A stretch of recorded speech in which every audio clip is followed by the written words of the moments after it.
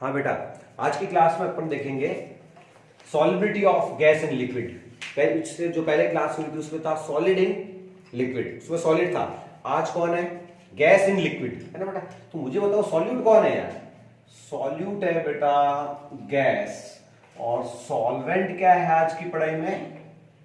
Liquid. तो बच्चों मैं मजाक करता हूं बच्चों के कि आज की जो पढ़ाई है ना उसमें यदि कोई बच्चे के दिमाग में कोल्ड ड्रिंक्स की बोतल यदि दिमाग में रखोगे तो समझ में आ जाएगी, या एक भली कोल्ड ड्रिंक्स की बोतल का डायग्राम बना दो तो मजा आ जाए।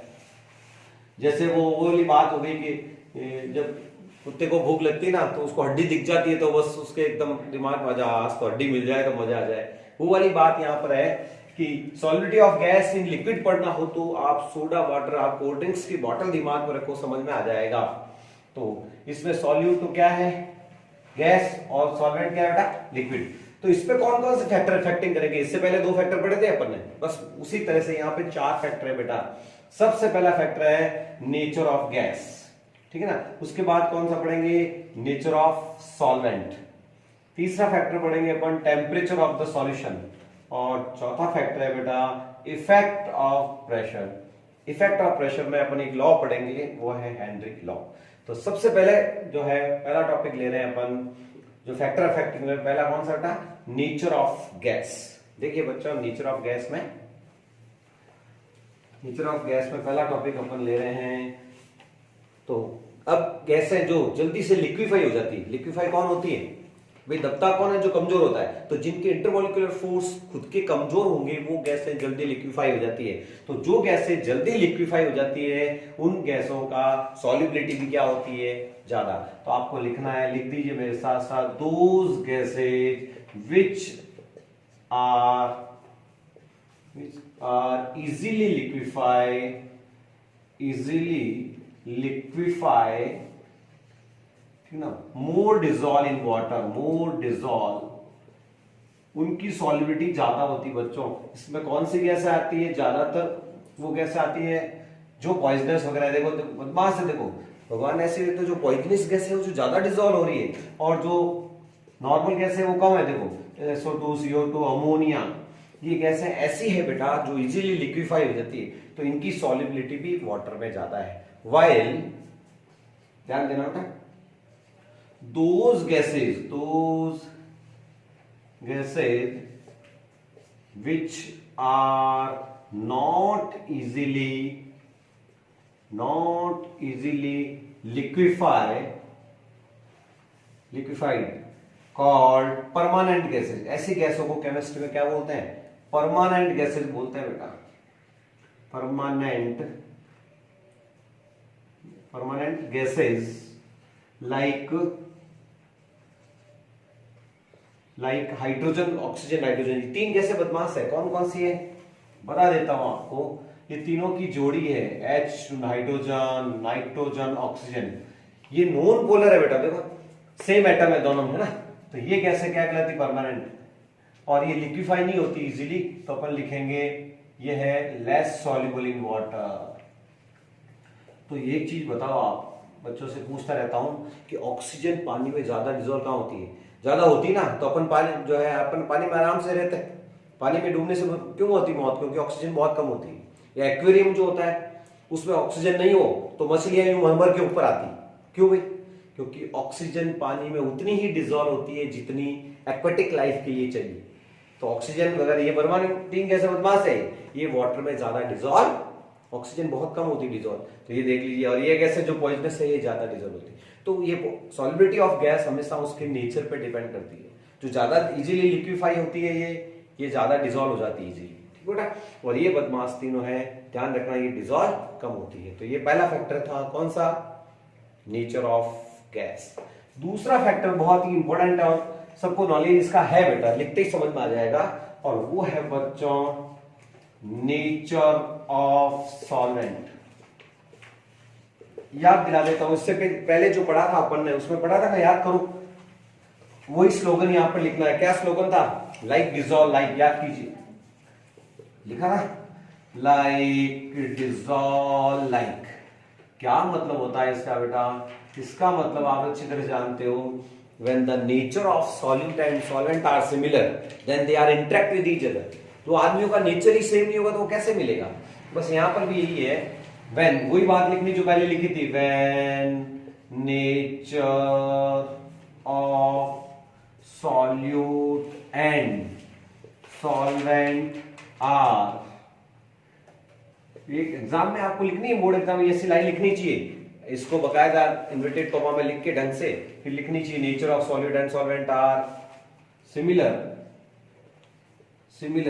then they interact with each other, then they interact between each other, तो वो आपस में आराम से क्या करेंगे, इंटरेक्शन करेंगे, आपस में घुल जाएंगे। ठीक है ना, जो पिछला अपन ने लिखा था उसमें, इसमें एग्जांपल दे देंगे से वो समझ में आ जाएगा, आराम से एग्जांपल में समझ में आएगा। ध्यान देना इधर बच्चों, ये देखो ये कौन सी गैस है भैया जी, अमोनिया गैस, ये है HCl गैस।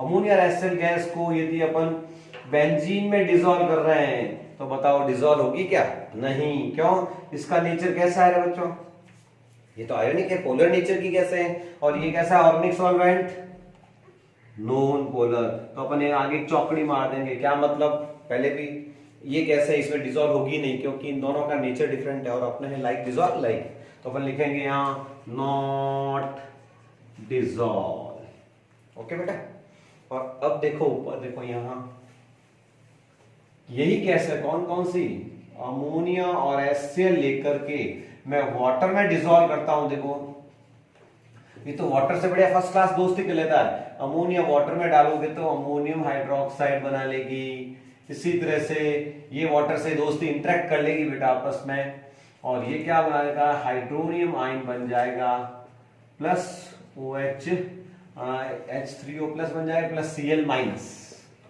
तो बच्चों ये कैसा है, इसका नेचर पोलर आयोनिक। ये भी कैसी है रे बेटा, वाटर कैसा सॉल्वेंट है, आयोनिक। तो आयोनिक आयोनिक दोनों लाइक डिसॉल्व लाइक, दोनों का पोलर नेचर है, दोनों फर्स्ट क्लास मिक्स हो जाएंगे, कोई डाउट नहीं है बेटा। तो ये था नेचर ऑफ सॉल्वेंट, ठीक है ना, इसमें वो लाइक डिसॉल्व लाइक वाली बात लिखनी है।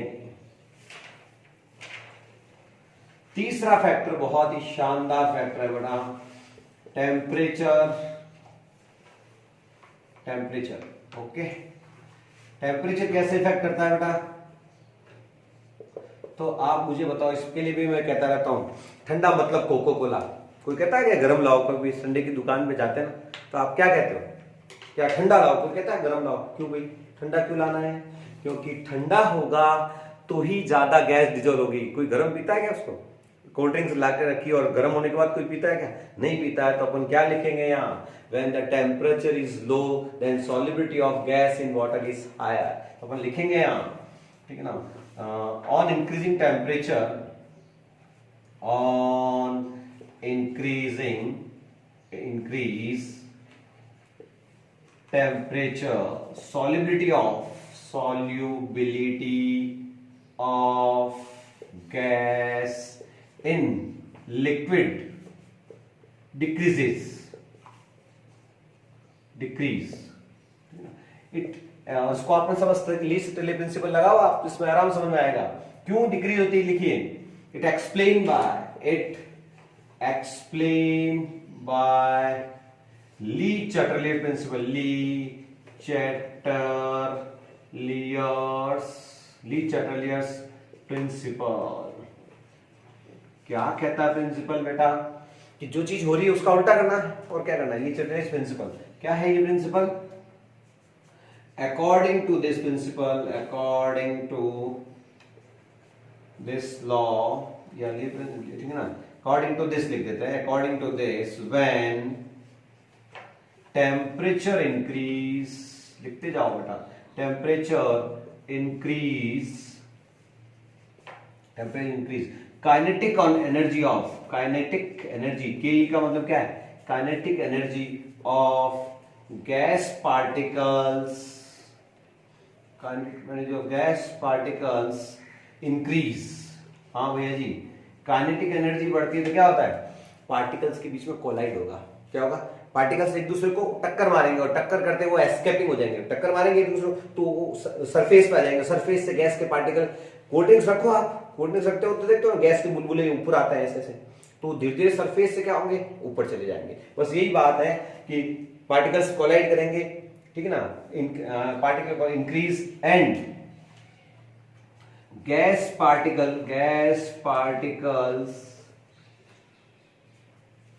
क्या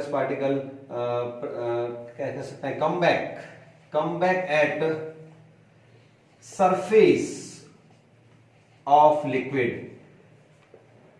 की सरफेस पे आ जाते हैं बेटा, and finally they escaping from finally they escape from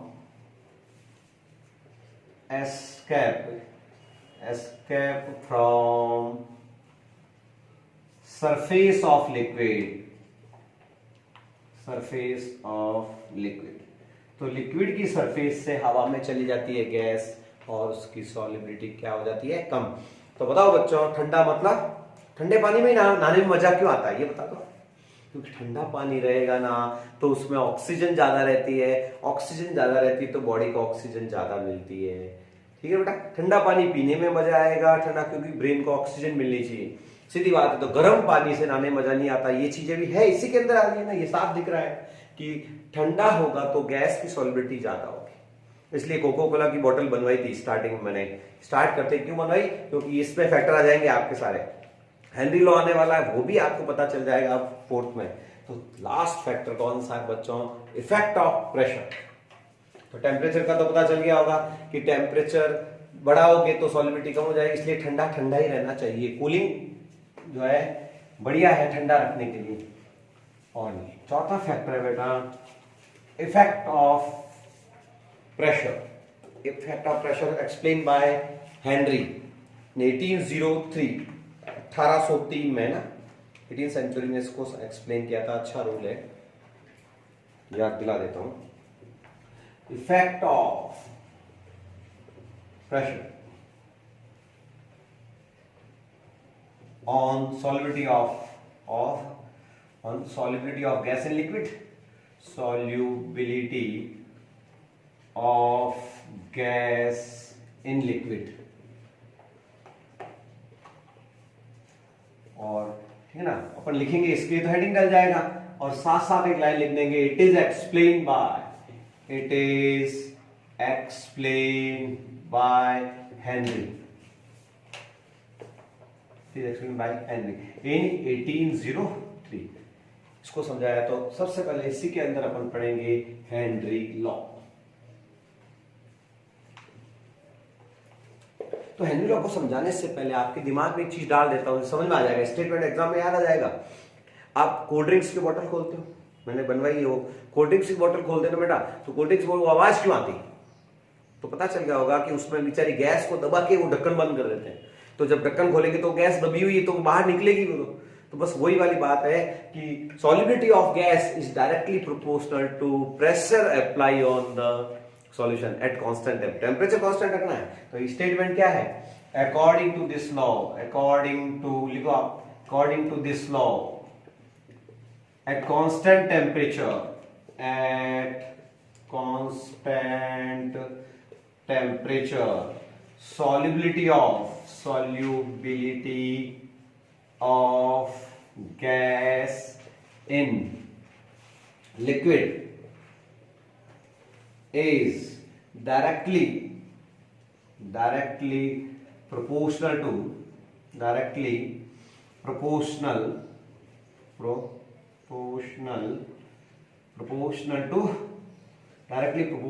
to pressure applied on liquid surface। तो सीधी सीधी बात है बेटा कि सॉलिबिलिटी डायरेक्टली प्रोपोर्शनल होती है प्रेशर के। इसको अपन इस स्टेटमेंट को समझना हो तो एक डायग्राम से बहुत आसानी से समझ में आता है कि कोल्ड ड्रिंक्स की बोतल की हालत क्या होती है, वो देखते हैं अपन, वो कैसे उस पर गैस को डिसॉल्व करते हैं ज्यादा प्रेशर लगा के। तो ये सिंपल स्टेटमेंट है, फर्स्ट स्टेटमेंट है, एक और स्टेटमेंट आएगा वो हम बात करेंगे इसके बहुत सिंपल सा स्टेटमेंट है। क्या स्टेटमेंट है, ध्यान दीजिए, इस डायग्राम से स्टेटमेंट याद भी आ जाएगा आपको। तो करना क्या है, देखना, 2 बॉटल ले लेते हैं भैया जी। इसमें आपके क्या करो बेटा कि लिक्विड ले लिया यहाँ पे, और यहां यूं करो ना साहब कि 1 किलो वेट रख दे, जैसे W1, यूं समझ लो 1 kg रखा हुआ है। तो अपन देखेंगे कि गैस जो है, ये गैस के पार्टिकल्स है, ऊपर ऊपर ही गैस डिजोल्व है, केवल गैस के पार्टिकल्स ऊपर ऊपर तक पहुंचे हुए हैं। ठीक है, ये तो क्या हो गया, लिक्विड हो गया, यानी पानी, वाटर हो गया। ये क्या है बेटा, गैस के पार्टिकल है। देखना सॉलिडिटी कम है, यहाँ पे 1 किलो ही वेट रखा हुआ है। अब अपन यहां करते हैं कि थोड़ा वेट बढ़ा देते हैं, 3 किलो रख दो, W1 रख दिया, W2 रख दिया, W3 रख दिया। ठीक है, तो बच्चा क्या देखेगा, रे भैया थोड़ा ये दबेगा, ऊपर से प्रेशर तो लगेगा, वेट बढ़ाते हैं ऊपर से फोर्स लगता है, तो यहाँ प्रेशर तो लगना ही लगना है। तो स्थिति क्या होती है, देखो इसमें तो गैस पार्टिकल ऊपर तक है, लेकिन यहाँ क्या देख रहा है आप बच्चा कि गैस के पार्टिकल्स काफी नीचे तक आ गए हैं रे बच्चों। बताओ क्या होगा बेटा, इसका मतलब है कि प्रेशर कम है जब तो गैस यहां तक ही डिजोल्व है, लेकिन जो इसमें आपके प्रेशर बढ़ेगा ऊपर, तो गैस सब जगह देखो, ठीक है ना, डिजोल्व हो गई, काफी तक पूरे यूनिफॉर्म इसमें मिक्स हो गई है। तो अपन कहेंगे मोर सॉल्युबल। मोर सॉल्युबिलिटी कहां हुई है, मोर सॉल्युबिलिटी कहां हुई है, जब अप्लाई ज्यादा प्रेशर ऊपर लगाया है अपन ने, और यहां क्या हुई है, लेस सॉल्युबल। तो स्टेटमेंट क्या हो गया कि solubility of gas is directly proportional to pressure apply on it. Okay बच्चों, फिर आप ध्यान रखें बेटा, नोट पॉइंट से अपन नोट पॉइंट याद रखो कि गैस की क्वांटिटी कितनी है बच्चों, उसमें उसको दिखाने के लिए क्या कर सकते हैं, उसको मोल फ्रैक्शन से रिलेटेड करते हैं। ठीक है ना, तो अमाउंट ऑफ, लिखना आप, amount of gas dissolve in, amount of gas dissolve in liquid, amount of gas dissolve in liquid is related with, या consider by mole fraction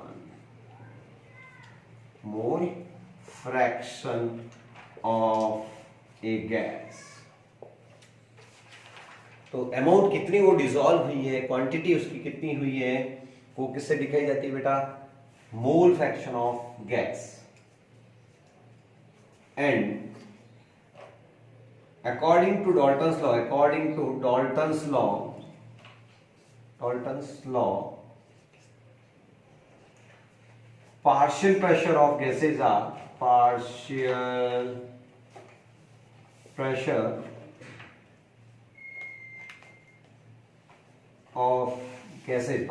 of gases are sum of partial pressure of gases are directly proportional to R, related with mole fraction। तो partial pressure को किससे related करना है, mole fraction से। और एक नया स्टेटमेंट, एक मैथमेटिकल फॉर्म देनी बेटा, and a new statement of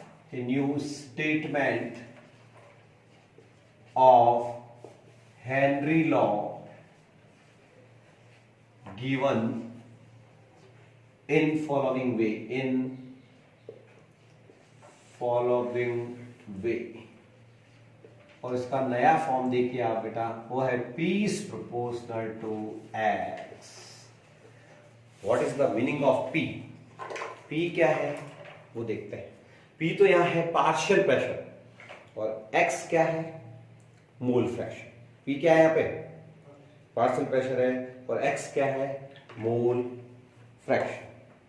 तो P तो हो गया आपके पार्शियल प्रेशर, और X लोगे आप क्या बच्चों,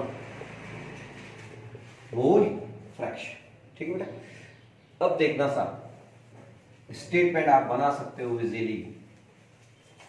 क्या स्टेटमेंट है? पहले तो यूं करें अपन, इधर देखो कांस्टेंट टेम्परेचर रखना, अभी इस प्रोपोर्शनलिटी हटाते तो वो लगता है कांस्टेंट, यहां लगेगा KHX, और KH से दोस्ती करता है, H फॉर हेनरी, ये है बेटा हेनरी कांस्टेंट। KH क्या है बच्चों? हेनरी कांस्टेंट, और it is depend on nature of gas, यहां लिख देंगे it depend on nature of gas. ये KH हेनरी कांस्टेंट होता है। हेनरी कांस्टेंट निकालना हो न्यूमेरिकल में, फॉर्मूला ही एक ही है हेनरी लॉ का, दुनिया में एक ही फॉर्मूला बना, इतना छोटा फॉर्मूला हेनरी लॉ का। हेनरी लॉ निकालना बोलो क्या करोगे? KH equals to P/X। तो इसमें बच्चे को, होशियार बच्चा न्यूमेरिकल में सोच लेगा यार कि सिर्फ मोल फ्रैक्शन निकालनी आनी चाहिए, है ना। और हेनरी कांस्टेंट जो है ध्यान रखना है इसमें P/X हो गया। तो स्टेटमेंट क्या है? पहले स्टेटमेंट बनाते हैं। According to this law, according to this law, partial pressure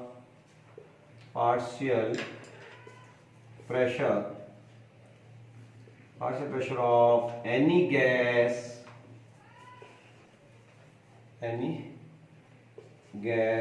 is directly proportional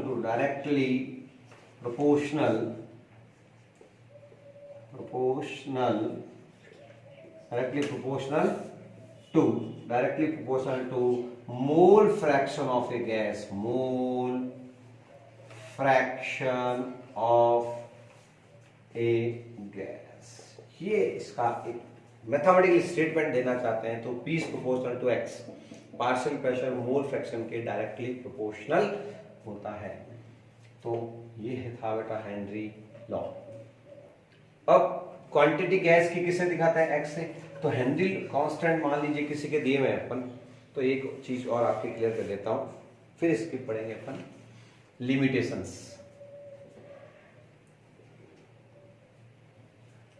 तो बच्चों ध्यान दीजिए, मान लीजिए 4 गैसें A, B, C और D है बेटा, ठीक है ना, और उनकी मोल फ्रैक्शंस जो दिए हुए हैं या सॉल्युबिलिटी, मोल फ्रैक्शन किसको दिखाता है? सॉल्युबिलिटी को। तो KH is proportional to solubility.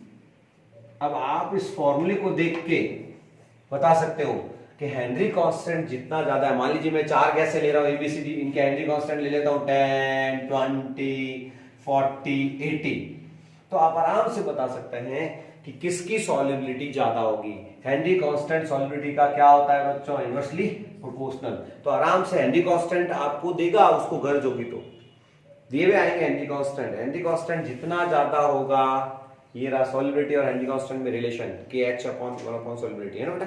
तो ध्यान देना कि हेनरी कांस्टेंट जितना ज्यादा होगा सॉल्युबिलिटी उतनी कम होगी। तो सबसे लेस सॉल्युबल गैस कौन सी है? डी, क्योंकि हेनरी कांस्टेंट की वैल्यू ज्यादा है तो ये क्या होगी? Less soluble. और यहां से पता चल जाता है आराम से। और हेनरी कांस्टेंट किसी का यदि कम है तो वो गैस ज्यादा डिसॉल्व होगी। ये एक स्टेटमेंट आप दिमाग में रखना, ये फॉर्मूला, यानी मोल फ्रैक्शन जितना ज्यादा है किसी का, मेरा पता लगाना किसी कंपोनेंट में, तो मेरे मोल फ्रैक्शन पता लगा लो मेरा कितना हिस्सा है, उसके फ्रैक्शन से पता चल जाता है। तो सॉल्युबिलिटी ज्यादा होती है X, मोल फ्रैक्शन ज्यादा है तो सॉल्युबिलिटी भी ज्यादा होती है, ठीक बेटा। और ये आराम से फॉर्मूला, कई हेल्पफुल फॉर्मूला कंपटीशन में यही है, बाकी तो आपके न्यूमेरिकल का तो ये रहा छोटा सा फॉर्मूला। मेन मोल फ्रैक्शन निकालना अपन ने सीख लिया है तो कोई बड़ी बात नहीं। ओके बच्चों, अब आता है limitations of Henry law. Limitations आप एनसीईआरटी में थोड़ी कम ही देर की दी नहीं है ज्यादा ढंग से, लेकिन 2-3 लिमिटेशंस है इसकी आनी चाहिए। वो क्या है? हेडिंग डालिए आप, limitations of Henry law. Limitations of Henry law. Limitation में पहले बेटा प्रेशर बहुत ज्यादा नहीं होना चाहिए, जब वो मतलब नहीं है ना, तो pressure should not be too high। Pressure बहुत ज्यादा नहीं होना चाहिए। दूसरा स्टेटमेंट है temperature should not be very low too low, बहुत ज्यादा टेम्परेचर बहुत कम नहीं होना चाहिए, प्रेशर बहुत ज्यादा भी नहीं हो कि इसकी लिमिटेशंस है। और तीसरा ऐसा नहीं हो कि किसी गैस को डिसॉल्व की, जैसे CO2 है, सोडा वाटर में आती है गैस, इतनी ज्यादा डिसॉल्व होती है वो गैस आवे ही नहीं अंदर, और मजा ही नहीं आवे पीने का, वो तो ज्यादा सॉल्युबिलिटी भी हेनरी लॉ ऑफ नहीं होता वहां पे। तो सॉल्युबिलिटी ऑफ, ये बहुत बढ़िया चीज है, solubility of gas in liquid not too much higher, of gas in liquid not too much higher, gas बहुत ज्यादा डिसॉल्व नहीं होनी चाहिए। और यूं नहीं अंदर गैस जाकर के रिएक्शन कर ले, वे नॉन रिएक्टिव होनी चाहिए, अंदर जाकर के वो सॉल्वेंट से रिएक्ट नहीं करनी चाहिए। गैस नॉट रिएक्ट विद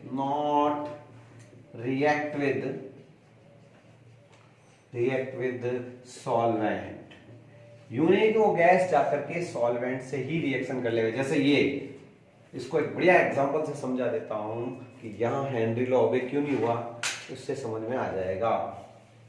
ध्यान देना कि जब अमोनिया और HCl गैस बेंजीन में डिसॉल्व कर रहे हैं तब हेनरी लॉ, ओबे हेनरी लॉ को ओबे कर रहे हैं यहां तो है। और यहां देखना, जब अमोनिया और HCl को पानी में डिसॉल्व कर रहे हैं, ठीक है ना, तो नॉट ओबे हेनरी लॉ। ऐसा क्या हो गया? यही गैसें एक सॉल्वेंट, बेंजीन में तो हेनरी लॉ को ओबे कर रही है, ठीक है ना, यहां ओबे नहीं कर रही। क्यों? क्योंकि ये ज्यादा सॉल्युबल हो गई, और अपने लिखा हुआ है कि ज्यादा सॉल्युबल नहीं होती। ये अमोनिया गैस क्या करती, देखना, अमोनिया गैस बेटी पानी में जाकर तो ये तो अमोनियम हाइड्रोक्साइड बना लेती है। तो इसने कहां ओबे किया है भाई? इसने ओबे किया ही नहीं है, ये ज्यादा ही डिसॉल्व हो गई अंदर जाकर के। तो ये हेनरी कहता भाई मेरे लॉ में ये बात नहीं, उसकी लिमिटेशंस है। उसके बाद में बेटा लास्ट है एप्लीकेशंस ऑफ हेनरी लॉ। इसके बाद हेनरी लॉ का लास्ट है हमारे लाइफ में हेनरी लॉ क्या काम का साहब। तो सबको कोल्ड ड्रिंक्स की बोतल दिखा दी है मैंने, बस वहां से आपके हेनरी लॉ सारी चीजें उसमें समझ में आ जाएगी। तो एप्लीकेशंस की बात करेंगे अब। तो इसे नोट कीजिए आप, पहले इसको आराम से नोट कीजिए, वीडियो पॉज कर करके नोट करें, पर करना पड़ेगा तो स्पीड बढ़ जाती है, ठीक है ना। तो नोट करें इसको और वापस वीडियो चला लें एक बार, कोई दिक्कत नहीं, समझ में आ जाएगा। तो बच्चों हेडिंग डाल दिए बाप, applications of Henry law, applications of Henry law. Application में देखना बेटा, फर्स्ट एप्लीकेशन है कोई सोडा वाटर या कोल्ड ड्रिंक्स की बोतल को खोलने पर आवाज क्यों आती है, तो आपने बता दिया था कि प्रेशर बढ़ा करके गैस को डाला, ठीक है ना। तो आप उनको सॉल्युबिलिटी बढ़ाते हैं, कैसे बढ़ाते हैं, तो अपन लिखेंगे इन soda bottles of soda water, in soda water solubility of gas increase, कैसे इंक्रीज करते हैं, बाय कूलिंग, ठंडा करते हैं, एक तो बाय कूलिंग, एंड एक तो कूल कर दो आप, गैस अच्छी डिसॉल्व हो जाएगी, and applying high pressure, applied high pressure. हाँ, तो एक तो हाई प्रेशर लगा करके यूज करना। दूसरा बेटा मैं बताता हूं कि आपकी जो लंग्स होता है, आप रेस्पिरेशन करते हो तो आपके जो लंग्स में होता है, जहां पर ऑक्सीजन और हीमोग्लोबिन कहां पर कंटेक्ट में आते हैं, जहां पर जो वेन्स होती है उस पर पार्शियल प्रेशर ज्यादा हो, तो हीमोग्लोबिन और ऑक्सीजन कंबाइंड होते हैं। हीमोग्लोबिन क्या करता है, पिगमेंट है जो ऑक्सीजन को ट्रांसफर करता है बॉडी में, वो वाली बात है ना। तो अपन लिखेंगे इन रेस्पिरेशन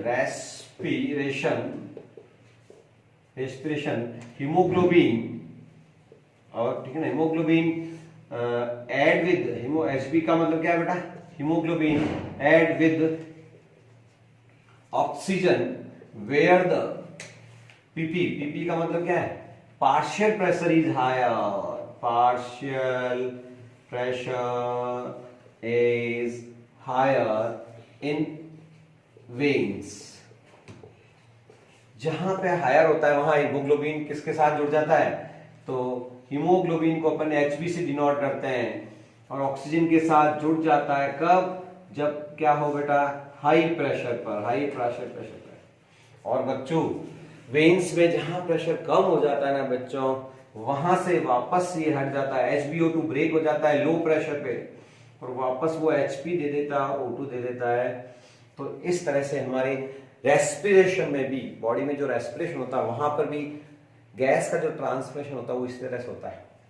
इसी तरह से बहुत बढ़िया चीज एक सिखाता हूं कि जो लोग अंधेरे कमरे में रहते हैं, बंद कमरों में पढ़ते हैं, उनके दिमाग नहीं चलते हैं, या जो पहाड़ों पे रहते हैं, नेपाली लोग नहीं होते हैं, उनको एक बार कहते हैं 3 बार तो हाँ जी करते थे, हाँ साहब क्या कहा, उनको 3 बार कहते थे, एक बात समझ में आती है, उनका दिमाग ही नहीं चलता। तो जो आदमी बंद कमरों में, अंडरग्राउंड में पढ़ते हैं, ऑक्सीजन की कमी होती है, उनके भूलने की बीमारी होती है। क्लाइंबर्स जो होते हैं ना, पहाड़ों पे रहने वाले, उनका दिमाग कम चलता है, क्यों, क्योंकि उनकी ब्रेन में ऑक्सीजन की कमी होती है। तो सोचने की क्षमता जब कम हो जाती है, इसको बोलते हैं एनॉक्सिया, ये बीमारी है, ध्यान रखना आप। तो जो एक्सरसाइज वगैरह करता है, उसको खेलता है, खिलाड़ी होता है, उसका दिमाग अच्छा क्यों चलता है, उसका रीजन यही है कि वो उसकी ब्रेन में ऑक्सीजन ज्यादा होती है।